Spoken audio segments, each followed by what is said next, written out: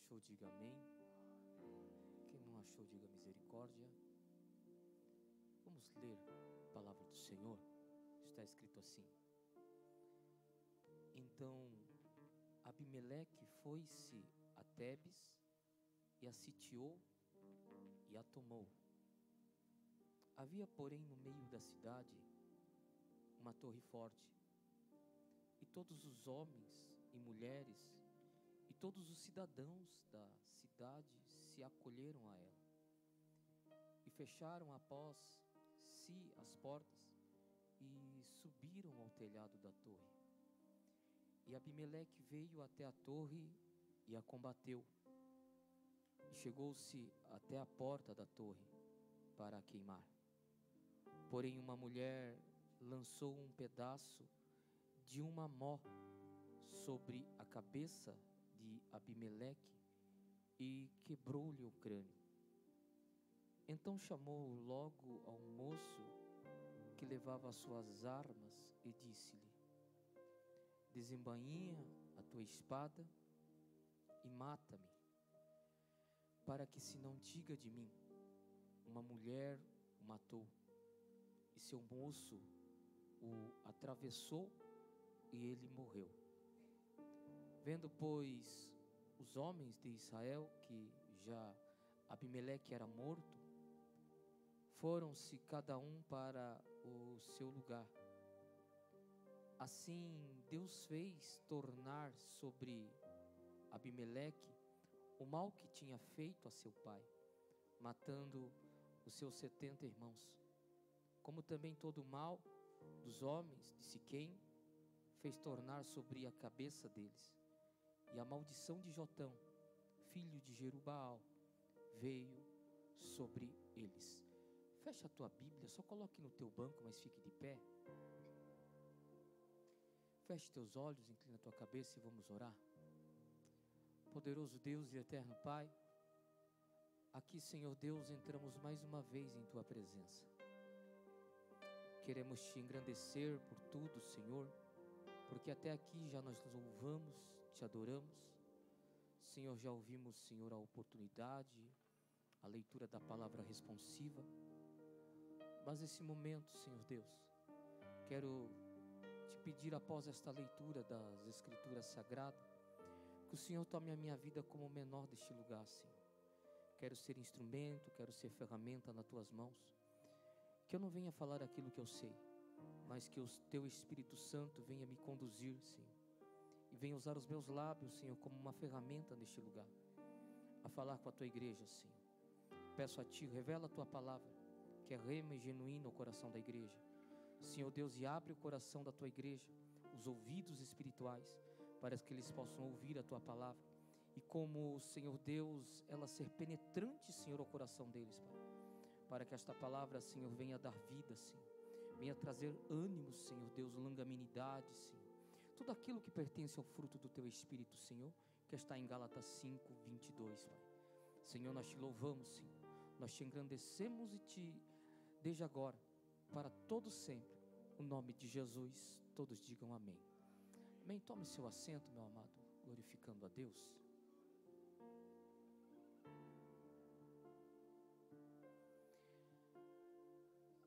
Às vezes nós preparamos uma palavra de Deus para o coração da igreja,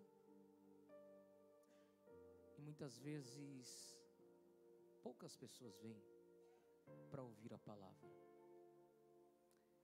Lembrando que o Senhor se faz presente todos os dias em nossa vida. E nós, como adoradores, temos que ter a oportunidade de se apresentar a Deus em todos os momentos da nossa vida, porque a qualquer momento Jesus está voltando. Enquanto muitos estão pensando que Jesus está voltando para a uma só igreja, Jesus tem voltado no particular para as pessoas. Jesus tem voltado no particular, seja ela jovem ou ela ancião, Jesus está voltando, não tem idade. Como eu sempre disse, desde o dia que eu reconheci Cristo na minha vida, eu sempre disse que se a nossa vida ela fosse feita com senha, eu acho que nós seríamos crentes todos os dias, porque eu teria a senha do dia que eu partiria para a glória, só que eu não tenho essa senha. Então eu preciso me tornar um crente todos os momentos da minha vida. E hoje, eu lendo essa palavra no livro dos Juízes, aqui a palavra vai se revelar a um homem por nome de Abimeleque. Existem 3 Abimeleques na Bíblia, mas de fato esse daqui é o que mais chama a minha atenção. Este homem por nome de Abimeleque pertencem aos 70 filhos de Jerubaal, ou por nome de Gideão. Gideão é aquele homem que Deus levanta como juiz. É ele que ora a Deus por aquele orvalho, por aquela folha, e Deus o confirma para a guerra, aonde contra 32, ou seja, os 32 queriam, apenas 300 vão para a guerra. Gideão é aquele homem que tem uma intimidade com Deus. Não estamos falando de qualquer homem, estamos falando de um juiz que o Senhor levantou e trouxe julgamento ao povo de Israel diante de todos os midianitas, das terras de Midian.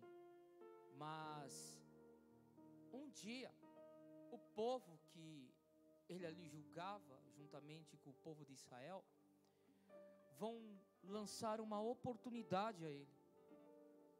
E no capítulo, se eu não me engano, de número 8 ou 9 ainda, ele vai ser convidado, pastor, a ser um rei, a ser um líder de uma nação. Só que Gideão, debaixo da tua humildade, debaixo da tua sinceridade, ele vai rejeitar esse pedido. Ele não vai querer. Ele vai dizer que a nação não precisaria ser julgada por ele, não precisaria ter um rei como ele, e nem muito menos seus filhos dominariam isso, porque o sistema que o povo vivia era um sistema teocrático, aonde o povo vivia debaixo da teocracia, aonde Deus era o líder, aonde Deus era o que mandava, aonde Deus era aquele que coordenava todas as coisas. Então Gideão rejeita esse convite. Gideão não quer este convite, e ele diz que nem os filhos deles irão assumir. Só que diante desse fato, Gideão tem 70 filhos, e diante de uma escrava, uma concubina das terras de Siquém, os siquenitas, nós vamos encontrar um menino por nome de Abimeleque. Ele talvez a sua mãe não gerou os outros filhos, mas gerou apenas ele, pastores. Mas o seu coração arde, porque ele não aceitaria que aqueles seus irmãos assumissem o trono, e nem assumissem uma liderança, para que o povo ficasse debaixo de uma liderança de um reino por 70 homens.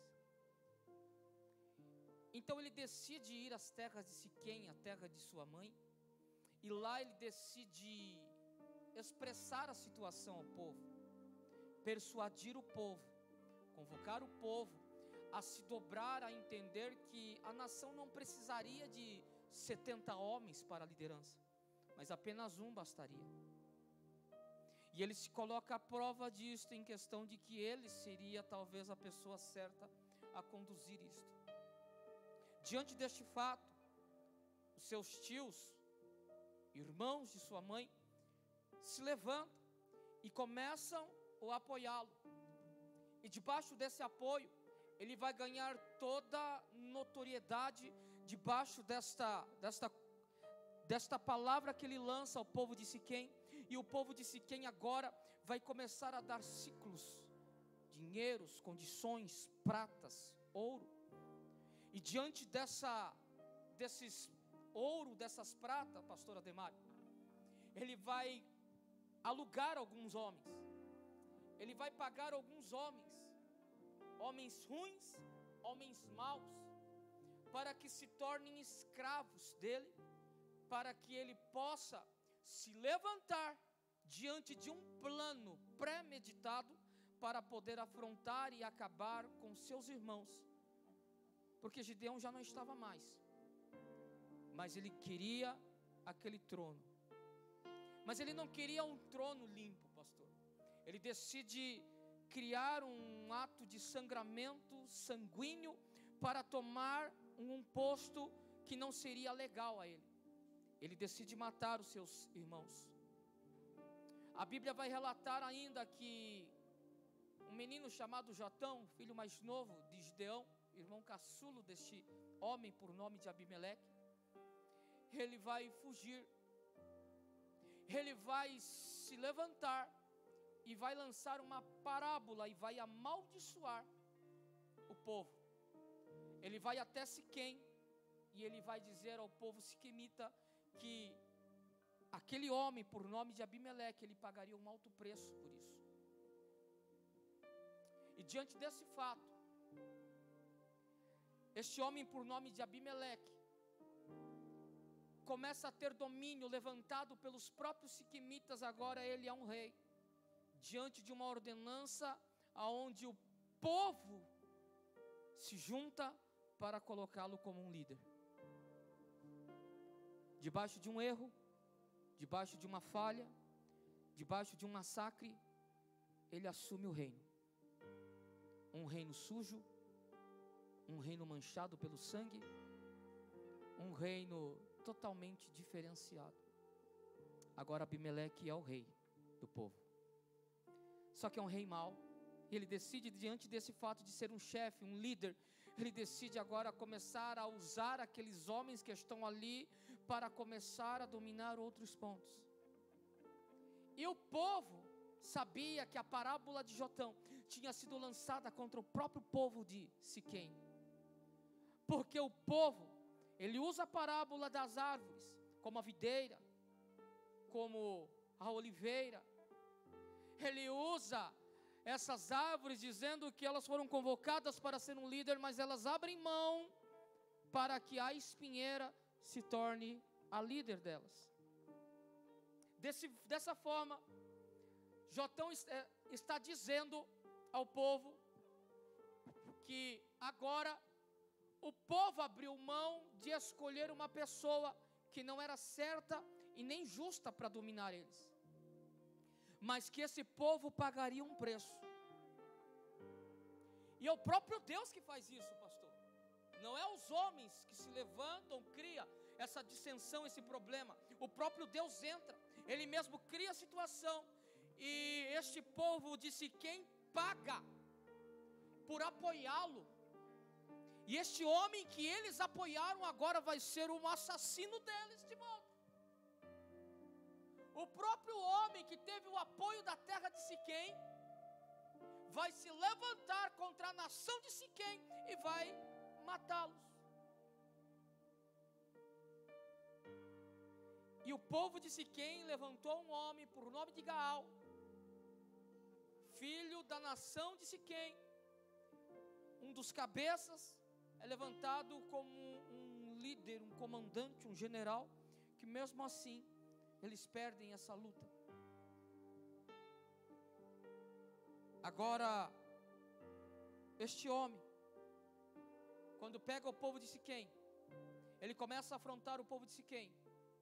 Os siquemitas, eles entram dentro da sua cidade. Dentro da sua cidade há uma torre, e esta torre é um símbolo de fortificação da nação, do povo que se concentra dentro das terras de Siquém. Ou seja, as terras, elas tinham sempre uma torre que representava a fortaleza da nação, a fortaleza do povo. E o povo siquemita agora, eles decidem se refugiar dentro da torre de Siquém. E quando eles se refugiam dentro da torre, a Bíblia vai relatar que este homem por nome de Abimeleque, ele começa a pegar as árvores, os galhos, ele começa a cercar a torre, e ele bota fogo naquilo. Aquele fogo, aquela chama, começa a se alastrar, e começa a matar os homens, as crianças, as mulheres queimadas, dentro da torre. O coração de Abimeleque já era para isso. Se ele não teve misericórdia dos teus irmãos, imagine daquele povo. Se ele matou os seus irmãos por parte de Gideão, imagine por parte de sua mãe. Ele decide matá-los. Ele coloca fogo na torre. A torre vai e queima. São 1000 pessoas queimadas dentro da torre, a Bíblia relata. É muita gente morta. É muita gente carbonizada. Só que a maldade de Abimeleque não para ali. Abimeleque decide agora avançar.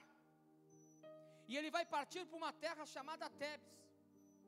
E no centro da cidade também tem uma torre. Quando ele começa a afrontar a nação, ele começa a pressionar o povo. O povo, a Bíblia diz que todos começam a se refugiar dentro da torre. De novo. Começam a se esconder na torre. E diante desse fato, enquanto eles estão na ponta da torre, eles estão invadindo, eles estão tomando a cidade. Mas Abimeleque não quer sair limpo dali. Ele quer ver sangue.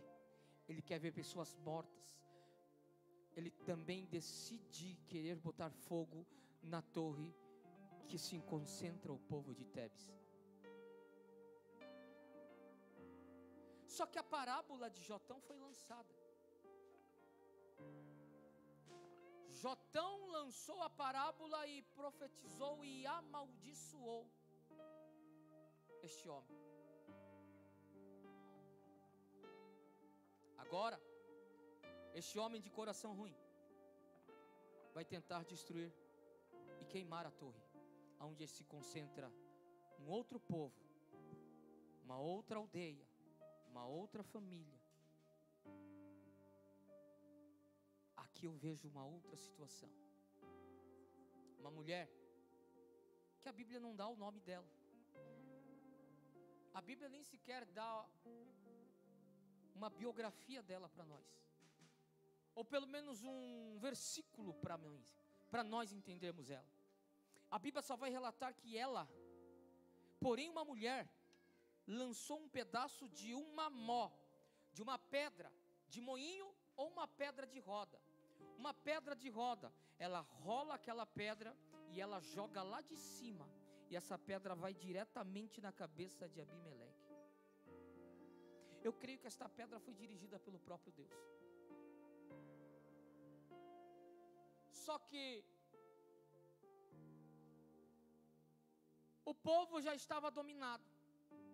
Se Abimeleque quisesse abrir aquela torre e pegar todos e fazerem escravos, ele conseguiria. Se ele quisesse esperar o tempo daquele povo sair, eles sairiam. Porque ali eles estavam presos. Ali eles não tinham chance de mais nada, presbítero Edivaldo. Ali eles não tinham chance de mais nada, pastor Marcos. Ali eles estavam no seu último minuto de vida. Dali eles não teriam para onde correr mais, porque se a porta fosse aberta, eles seriam assassinados. Se eles ficassem lá, eles seriam queimados. Eles estavam presos. Mas uma mulher que a Bíblia só dá a condição de ser uma mulher, mais nada, mas é através dessa mulher que Deus muda a situação. É através de uma mulher que a Bíblia não relata teu nome, que dá a condição de ser a heroína da história. Uma mulher que não tem nome, uma mulher que a Bíblia não dá nada para ela, uma mulher que não é descrita nada. É essa mulher que Deus vai precisar usar agora. Sabe, de fato, ela sabia que aquele povo não teria mais saída. Ela saberia que a morte seria dolorido naquele lugar.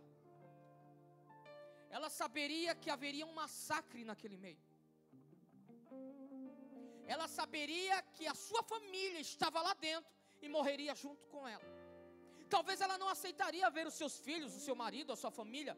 Talvez ela não aceitaria ver os seus amigos, seus vizinhos, seus irmãos da igreja serem mortos lá dentro. Ela decide tomar uma atitude que ninguém ajuda ela. A Bíblia diz que ela sozinha vai lançar a pedra, ninguém vai ajudá-la. Ninguém vai ter a procedência de poder estender a mão e dizer: vamos empurrar essa pedra e nós vamos lançá-la embaixo. Talvez ela possa ter recebido críticas: mulher, tu é doida de lançar essa pedra lá embaixo? Só que essa mulher, ela precisou tomar essa atitude. Ei, sabe o que eu começo a ver aqui? Que eu não preciso ter nome para ser reconhecido no meio das pessoas. Eu não preciso ser aquele cara que é capaz de fazer tudo sozinho na vida e mostrar para o povo que eu sei fazer e que eu preciso ser reconhecido. Eu não preciso de reconhecimento na terra. Essa mulher não precisou de reconhecimento na torre. Deus mesmo permitiu que os escritores, os 40 homens inspirados pelo Espírito Santo, pudessem colocar o nome dela, não. Colocar apenas como uma mulher anônima na Bíblia, para dizer que ela livrou o povo de Israel, que ela livrou o povo de Tebes. Às vezes eu e você não precisamos nos apresentar para as pessoas e mostrar que nós fazemos isso ou fazemos aquilo. Deus gosta do crente que está no secreto. Eu preciso ser reconhecido porque eu faço isso. Para! Ela não pediu para se aparecer, ela não pediu para ser reconhecida. Ela decidiu tomar uma atitude em pró da vida dela, em pró da vida da família dela. Quem quer ter vida com abundância, ele não pensa no seu nome, ele pensa em Deus, ele olha para Deus, ele olha para o alvo. Se você quer crescer na vida, meu irmão, comece a olhar para o grande Jeová, comece a olhar para o grande Cristo que vive e reina, que não morreu naquela cruz, mas apenas se entregou lá, para mostrar para você que Ele ainda está vivo. Eu não preciso de nome para ser reconhecido. A atitude dessa mulher vai gerar algo grande. Apenas uma atitude. Talvez aqueles homens, talvez esse homem por nome de Abimeleque, tentou se esconder dizendo: me mata, para o povo saber que eu não fui morto por uma mulher.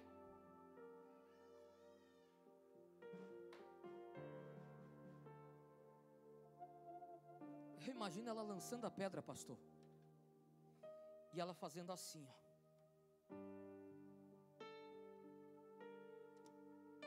Quando Abimeleque é acertado, ele sabe quem atingiu ele. Ele vê quem atirou a pedra.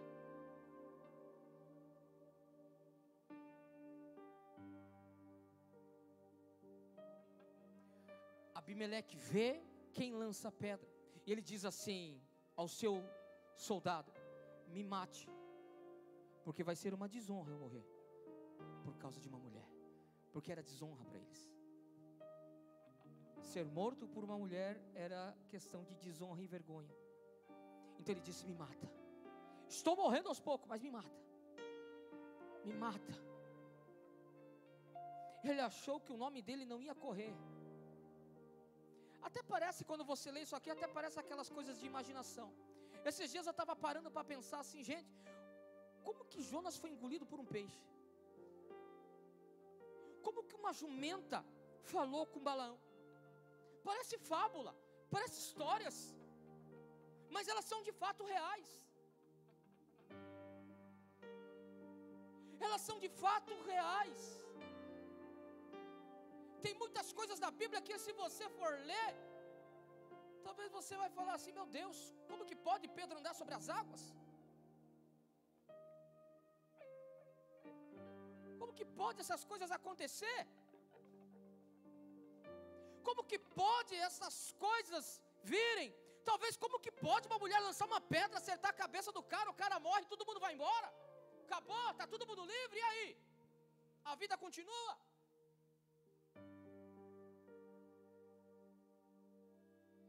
Era mais ou menos isso, derrubou o líder, matou o cara, gente, vamos embora, acabou.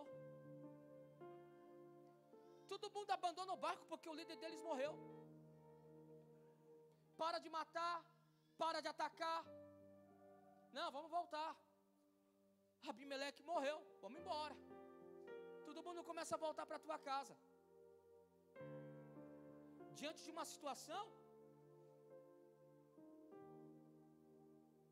que o povo não quis defender e honrar ele, porque era um povo pago. Quem é pago, ele não vai até o final com você. Pega que eu estou te falando isso.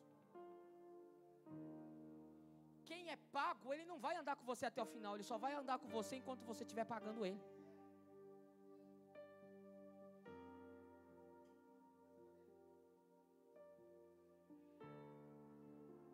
Agora quem não é pago e ele está do seu lado, mesmo que você não tenha nada, mas ele está do seu lado, talvez ele não vá te abandonar. Pastor, mas abandona.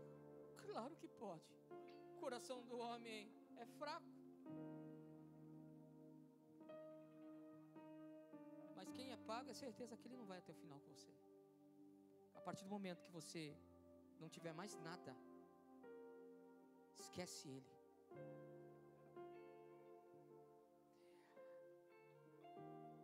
Essa mulher, ela pensou na sua família, ela pensou na sua casa, ela pensou nas pessoas, ela pensou nela. Se nós ficarmos aqui dentro, eles vão nos matar um por um. Tem tanto homem naquela torre e ninguém faz nada.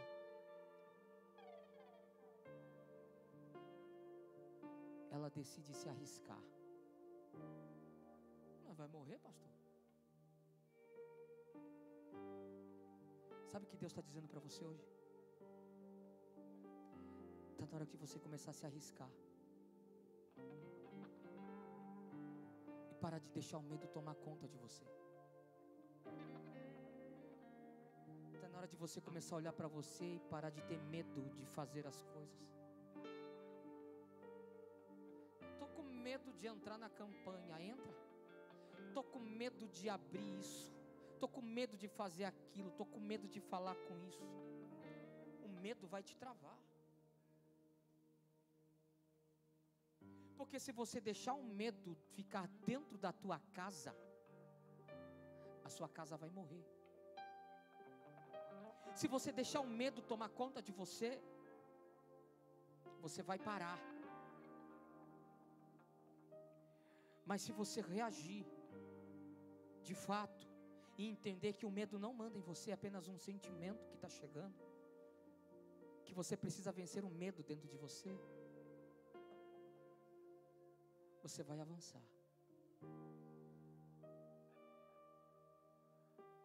O medo te retrai, irmão. O medo te coloca no poço. O medo permite que você não consiga fazer nada. Está na hora de você perder o medo. Diga para o teu irmão: perda o medo, irmão.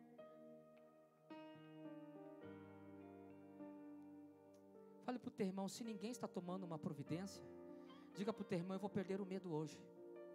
Eu vou tomar a providência.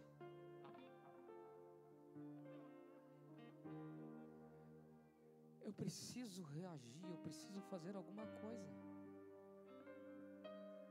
Eu não posso aceitar as coisas como estão. Se eu continuar doente, parado, com medo de reagir, mais doente eu vou ficando. eu preciso me levantar doente. Eu preciso me levantar no meio da derrota, no meio da frustração, no meio da depressão, no meio do monturo, no meio da fraqueza, no meio da frustração. Eu preciso me levantar. Eu preciso perder o medo, dizer assim: se o negócio é comigo, eu vou ter que ir para cima. Porque o medo vai me abalar. Deus trouxe você nesse culto aqui para você entender que você não pode ser medroso e nem covarde. Cadê a tua autoridade dentro de casa? É o filho que manda agora? É a filha que manda? É o vizinho que manda? É os de fora que manda na tua vida? Quando tu vai reagir? Quando Abimeleque chega na torre, ela está dizendo: aqui ninguém vai mandar não. Eu vou tomar uma atitude hoje. Eu vou reagir. Talvez quem esteja aqui dentro esteja com medo, mas o medo deles não pode me influenciar.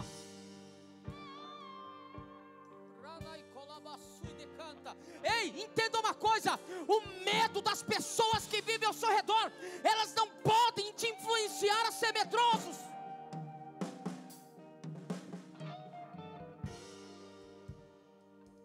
A palavra precisa te confrontar, meu irmão. A palavra precisa te ensinar, te dizendo para você que você é um levita. Levita significa corajoso. Você não é covarde, você é corajoso. Deus não te chamou por cauda, mas por cabeça. Até quando você vai aceitar o medo na sua família? Até quando você vai perder a autoridade dentro da sua casa? Até quando você vai permitir que as coisas comecem a acontecer de errado? Até quando? Quando tu vai reagir? Quando alguém morrer? Para você dizer lá na frente: eu falei, eu disse. Aí é tarde demais. E você que é submisso, precisa entender a respeitar. Ei, aquela mulher lá, olha só, veja só, quando aquele homem é atingido na cabeça, ele pede ao soldado que mate. Olha a submissão daquele cara que recebe para defender Abimeleque.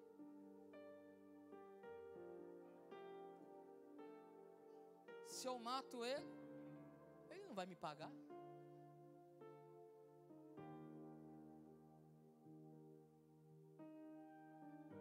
Mas eu tenho um compromisso com ele. Eu preciso ser submisso a ele. O pedido dele, aquele rapaz aceita e atravessa com a espada sobre Abimeleque. Ei, o que você tem para você reagir na sua vida? Poderíamos pregar sobre a mulher, a viúva, que vai pedir vasos emprestados. Poderíamos falar sobre a mulher do fluxo de sangue, que gera as mesmas histórias, que fala sobre essa mulher que a Bíblia nem nome dá para ela. Talvez aquela sunamita das terras de Sunem, ou talvez aquela mulher do vaso. Nenhum tem nome, todas são anônimas, nenhum tem nome. Só que essa daqui me traz um outro entendimento. A Bíblia poderia dizer, o autor podia dizer: fulano, filha de não sei quem, ela decide pegar uma pedra e lançar sobre a vida de Abimeleque. Só que a Bíblia não dá o nome dela. Lembra da mulher do fluxo de sangue? O evangelho de Nicodemos dá um nome àquela mulher por nome de Verônica. Só que de fato na Bíblia, quando nós lemos o livro de Lucas, ou o livro de João, talvez ali, qualquer outro livro, nós vamos encontrar que não há narrativa para isso, para dar um nome a ela. O livro de Lucas, desculpa, não há uma narrativa para dar um nome a ela. Apenas a mulher do fluxo de sangue, uma doente.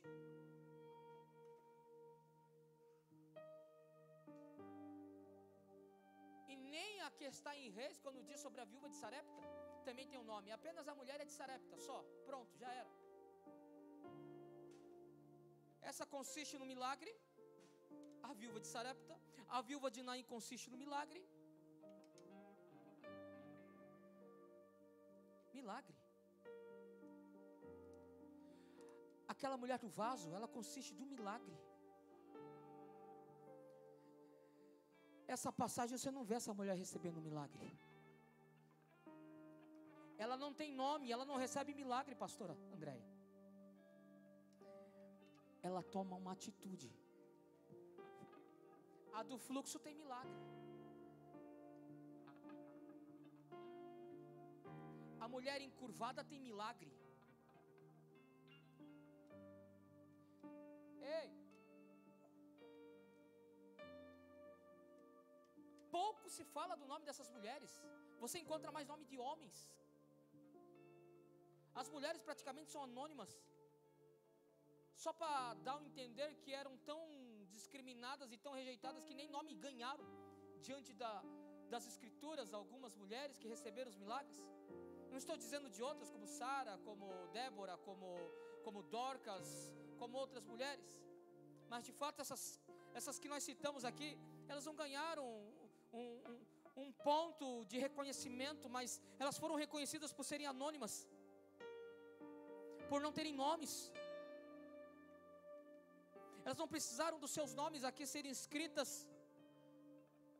para serem lembradas. Só mulheres, elas foram lembradas. Está preocupado que todo mundo te esqueceu? Calma aí, meu irmão. Você pode ter nome, fique em paz. Mas não se preocupe se não estão se lembrando de você. Só porque você tem um nome. Só porque você chama Wilson, só porque você chama Márcia, só porque você chama Maria, só porque você chama João, Marcos. Ei, você não precisa desse nome para ser reconhecido e lembrado, meu irmão. Deus não conhece você pelo teu nome, Deus conhece você por aquilo que você é. Se Deus fosse olhar para o nosso nome, pastor, se o nosso nome tivesse um valor, talvez como é reconhecido pelos judeus,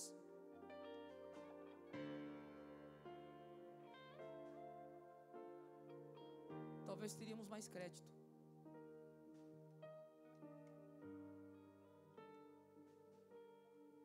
Talvez teríamos mais crédito. Só que não é o nome que faz a gente. Grave isso. Não é o seu nome que vai ganhar histórico. Não é o teu nome que vai fazer história. Nunca se esqueça que é o Deus que você serve. É esse que vai ter que fazer a história. Você não. Seu nome não. Por isso que tem tanta gente que passa o mesmo processo que nós passamos. E nós reclamamos do nosso dia a dia e reclamamos dos nossos problemas. Tem gente que vivendo pior que nós. E está dando glória mais que a gente no culto. Tem gente vivendo pior miséria que tem. Mas está lá sorrindo e dando graças a Deus. Melhor que a gente que tem um pão para comer na mesa. Ei. Reage. Deus trouxe uma resposta para o teu coração, para você que veio, entrou nesse culto, dizendo, estou desanimado. Estou querendo parar. Então para e deixa botar fogo lá na parede. Para e deixa botar em fogo na torre. Porque você não vai morrer sozinho. Você lembra que você vai matar mais gente. Você pegou isso que eu te falei? A sua desistência vai matar mais gente. Sabe por quê? Porque se de repente você para, aquele que olha para você, ele vai parar. Aquele que é teu parente, ele vai parar. Vai desistir. Se não estiver focado em Deus, vai parar. Deus trouxe você nesse culto para dizer, está na hora de você pegar uma pedra, ou pegar aquilo que está na sua mão, usar aquilo que está na sua mão, para você usar como um contra-ataque para se levantar. E você não permitir que as coisas aconteçam como os inimigos querem. De fato, isso era o que Abimeleque queria, era matar aquele povo. Você acha que Abimeleque ia arrombar a porta para tirar eles para ser escravo? Claro que não, Abimeleque ia botar fogo naquilo e ia matar eles. Para eles, para Abimeleque, pastor Marcos, nenhum servia ali dentro. Porque todos foram covardes.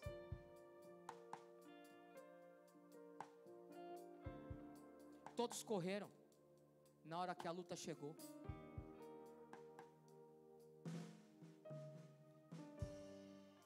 Mas aquela mulher de repente pensou: não, eu não posso ficar assim desse jeito.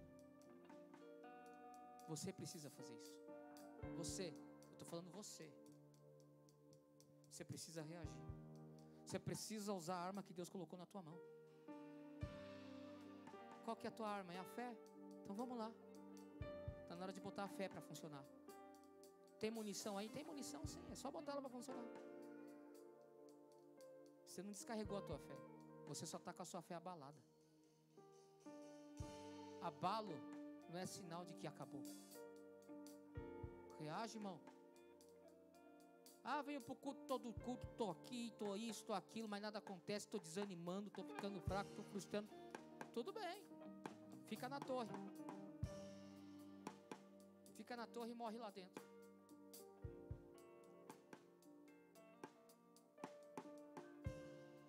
Quem quer alcançar algo na vida vai ter que reagir. Vai ter que reagir para sair de dentro da torre. Porque ficar dentro da torre vai morrer, meu irmão. É só uma fortaleza para o olhar humano. Porque ela, se de fato fosse uma fortaleza, irmã Alexandra, aquela primeira cidade, ninguém ia morrer queimado lá dentro.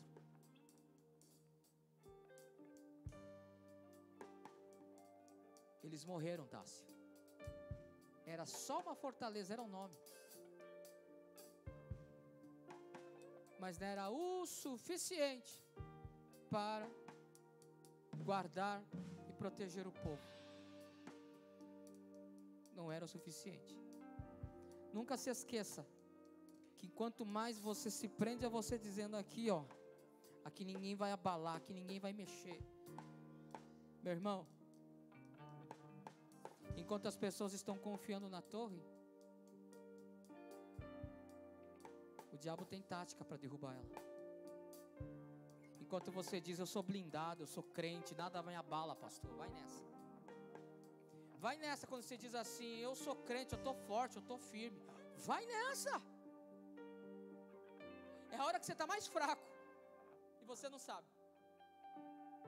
A hora que você diz assim: eu estou forte, é a hora que você está mais fraco. A hora que você diz: aqui ninguém abala, sou crente, é a hora que você está desviado. Porque tu está confiando na tua força. E a Bíblia em Provérbios diz o quê? Tolo é aquele que confia na sua própria astúcia. Está confiando em si mesmo. Não fico abalado, ninguém vai me derrubar, ninguém vai me atingir, eu não vou parar. Para, meu irmão, é a hora que você está mais fraco.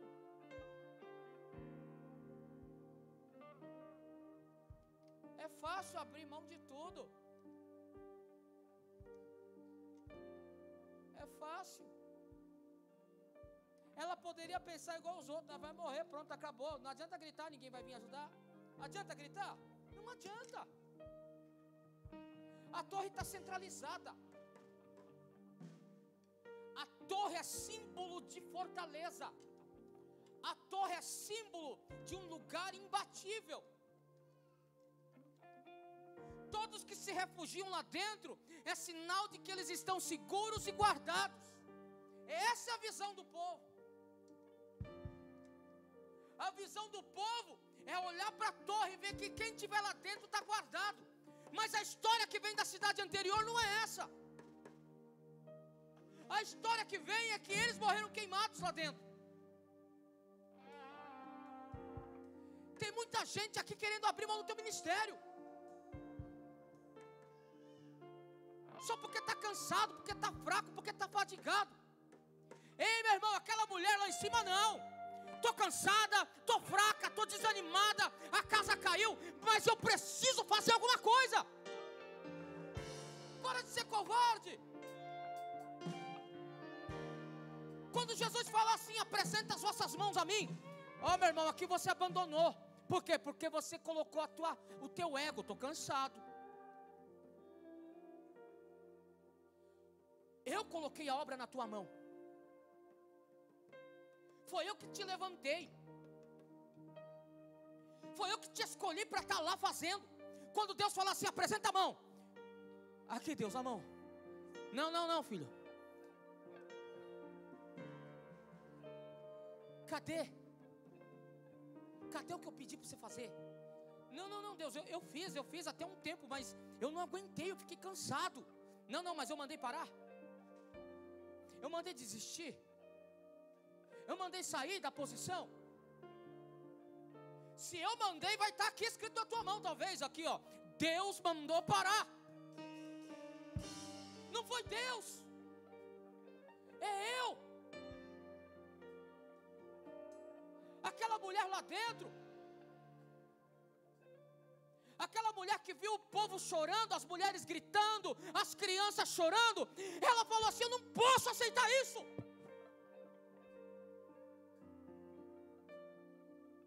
Eu preciso tomar uma providência.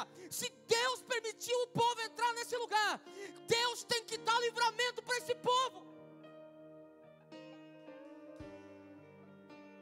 Eu vou lançar a pedra. E seja o que Deus quiser. Quando ela lança a pedra, é como se Deus colocasse a mão na pedra e levasse assim, ó. Eu vou derrubar a torre.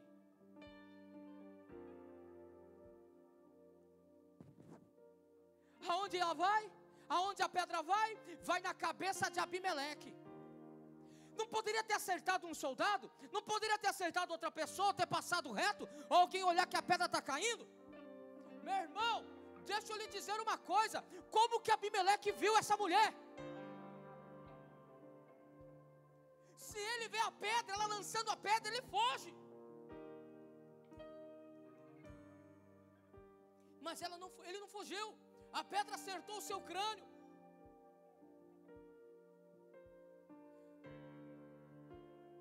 Só se ele caiu de costas e olhou para o alto e viu, é a mulher que jogou a pedra.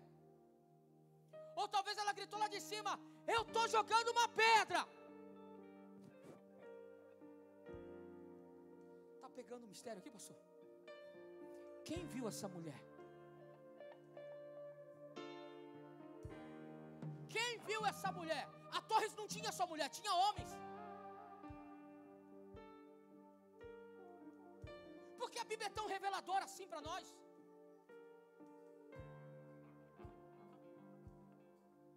Será que alguém disse que foi uma mulher? Alguém gritou, foi ela. Alguém disse, foi ela que jogou a pedra.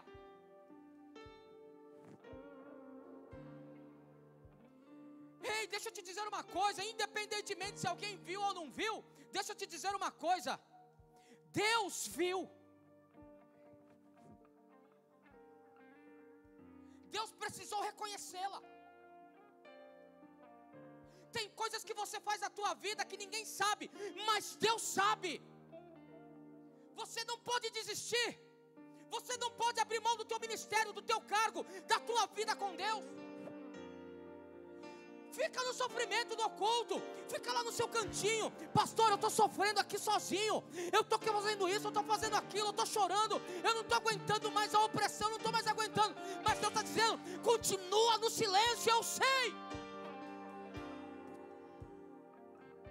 Porque não é homem que vai te honrar, sou eu.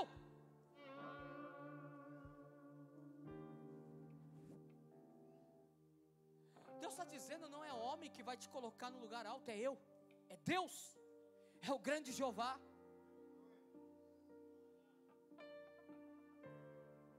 Ei, eu vou abrir mão de pregar, eu vou abrir mão de louvar, eu vou abrir mão de fazer coreografia, eu vou abrir mão de liderar as irmãs, eu vou abrir mão de ficar na mocidade, eu vou abrir mão de ficar nas crianças, eu vou abrir mão de líderes do corpo do obreiro, eu vou abrir mão disso, eu vou abrir mão da igreja, para, meu irmão. Não foi Deus que te escolheu, então espera Ele falar, sai. Não estou aguentando, não estou estou suportando. Quer dizer que só vai ficar se você suportar?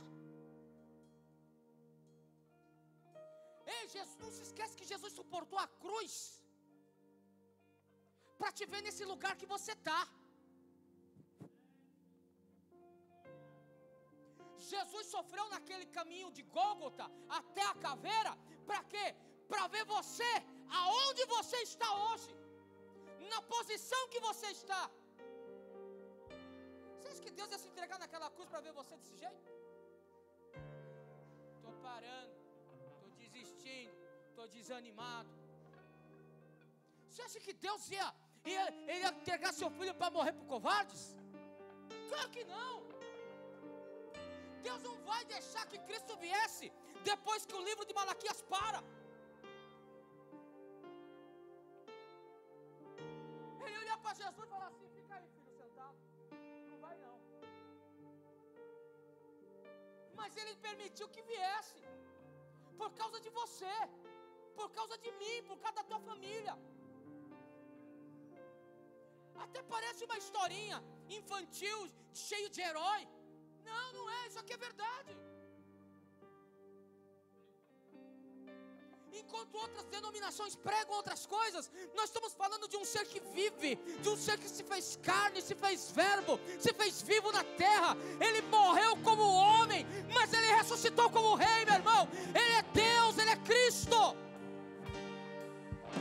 Eu não posso aceitar as limitações da minha vida. Eu não posso sair do barco por causa da minha limitação. Ele, como carne, era limitado, mas suportou.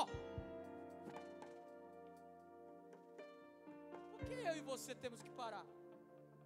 Porque ninguém está reagindo em cima da torre, ninguém joga pedra, ninguém atira, ninguém desce lá com uma faca, ninguém pega alguma coisa, pelo menos vou lutar, nem que eu morra, mas eu vou ser honrado porque eu vou morrer como combatente. Ninguém faz isso. Trancaram a porta, fecharam por dentro e acabou. Tem gente dentro de casa morrendo e nem reage.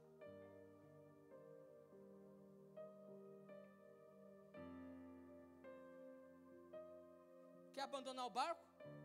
Abandona. Pode abandonar, porque não é proibido abandonar. Não é pecado abandonar. O problema é a consequência do amanhã, quando Jesus voltar. Não foi assim com Jonas? Deus só disse: Jonas, vai lá. Dou 40 dias para eles se arrependerem. Se o povo de Nínive se arrepender, a minha misericórdia descerá sobre aquele povo. O meu perdão descerá sobre aquele povo. Deus, deixa eu falar uma coisa para o Senhor. Conheço o povo, não quero conversa com eles, estou caindo fora. Você acha que Deus falou assim: para? Não, Deus não fez isso. Você acha que Deus desceu e falou: chega? Não, Deus não fez isso, meu irmão. Deus não precisou mudar a decisão dele só para alegrar o coração de Jonas. Deus nunca vai mudar a decisão dele a seu respeito. Escute o que eu estou te falando. Deus nunca vai mudar a decisão dele ao seu respeito. Se Ele te escolheu para fazer isso, tu vais fazer isso. Se tu não fizer, Ele não vai mudar a decisão dele. Ele vai dizer: eu decidi um dia, eu te escolhi para fazer isso, mas você fugiu. Foi assim com Jonas? A decisão dele foi decretada: Jonas, tu vai lá. Não vou não, estou indo embora. Deus no meio do caminho permite tudo isso.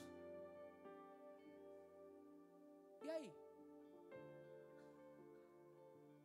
Você acha que a sua decisão é mais forte? Ele pode ser de fato mais forte, mas ele nunca vai mudar a tua história.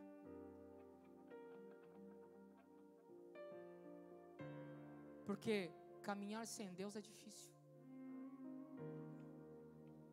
Você já vê com Ele como é complicado. Você vive essa luta na tua vida só porque você está com Jesus. Imagina sem Ele. Com Jesus tu chora todo dia, com Jesus tu passa cada perrengue, com Jesus tu tem vontade de parar, com Jesus tu tem vontade de se matar, com Jesus tu tem vontade de fugir, com Jesus tu tem vontade de abandonar a casa, abandonar a família, abandonar o ministério, abandonar tudo. Com Jesus dá vontade de abandonar tudo. Imagina sem Ele. Isso é com Ele, hein?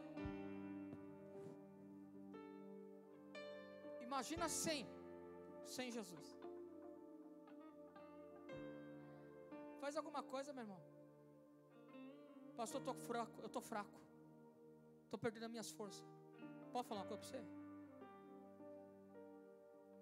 Deus, quando faz esse planeta que nós vivemos, essa terra, a criação de tudo, no sétimo Ele para. Ele descansa. No sétimo. Mas Ele trabalha no 6. Aí você me pergunta, por que Deus parou para descansar? Que Ele não precisa? Ele é incansável? Ele não cansa? Foi para te ensinar que às vezes você precisa parar um pouco. Ele precisou mostrar para você, entender que às vezes você precisa parar um pouco para descansar.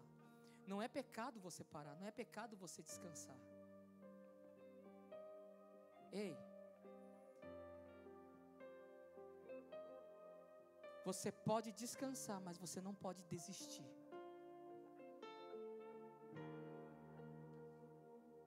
Você pode descansar, mas você não pode desistir.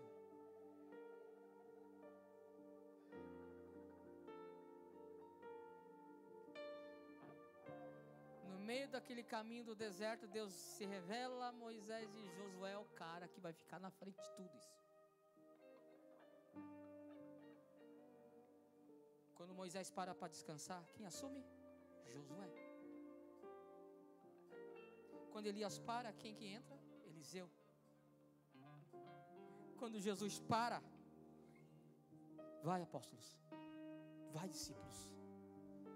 Os mais de 70 discípulos que se levantam, assumem aquilo que Jesus estava fazendo. Quando os discípulos param, fica para a gente concluir esse ministério. Vamos fazer a obra até o final. Não abra mão do teu ministério. Quando você descansar, não se esqueça que tem outras pessoas que estão se levantando para assumir o teu lugar. Eles não vão assumir o teu lugar enquanto Jesus não cumprir a promessa dele na sua vida. Faça, reaja.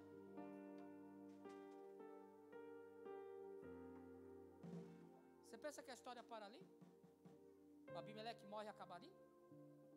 Que não. Você sabe que o tempo dos juízes é um tempo caótico. Você tem que dar graças a Deus que você não vive no tempo dos juízes. Sabe por quê? Porque o povo vivia apostasia constante. Quando tinha um juiz, o povo estava bem. Quando o juiz morria, a apostasia chegava. Era muito rápido. O povo queria parar. Começava a se entregar aos Baalins, a Berit Baal. Começava a se entregar aos deuses estranhos, porque eles não estavam aceitando. E aí você que foi chamado para fazer a obra, eu vou parar. Não, coloque no seu coração que eu só preciso de um descanso. Vou levantar alguém para ficar na minha frente pelo menos um mês. Vou levantar alguém para ficar 2 meses na minha frente. 1 semana, 2 semanas. Eu só não posso parar. Posso fazer isso, pastor? Claro. Por que Deus levantarão? Porque Deus permite que Arão venha. Porque Deus permite que Eliseu assuma. Porque Deus permite que outros venham na nossa frente. Porque Deus conhece a gente. Ele sabe até onde está a nossa limitação. Eu não vou trabalhar cansado porque eu vou fracassar. Mas Deus fala assim, levanta alguém. Quando Jesus entra para o ministério, ele fala assim, ó, com 30 anos, pastor, Jesus agora começa o ministério. Pedro, Tiago, João e André, vamos? Vamos? Vamos. Vai lá, agora vocês vão procurar lá Bartolomeu, tal, Natanael. Vamos pegar lá outro Tiago, Judas. 12. 12. 12 são escolhidos. Alguém desistiu? Alguém parou?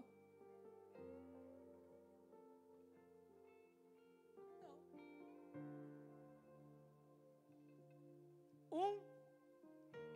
Que decidiu trair Jesus. Decidiu não acreditar que era Jesus. Decidiu negar Jesus 3 vezes. Decidiu dizer: Jesus, aqui tem 5 pães e 2 peixes. Teve que dizer: gente, Jesus, o senhor vai dizer que alguém te tocou no meio desse povo? É claro que alguém tocou.